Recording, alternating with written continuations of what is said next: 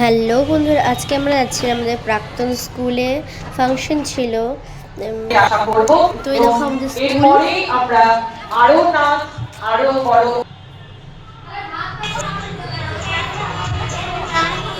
তারপর আমরা একটু এলাম একটু ফাংশন দেখতে।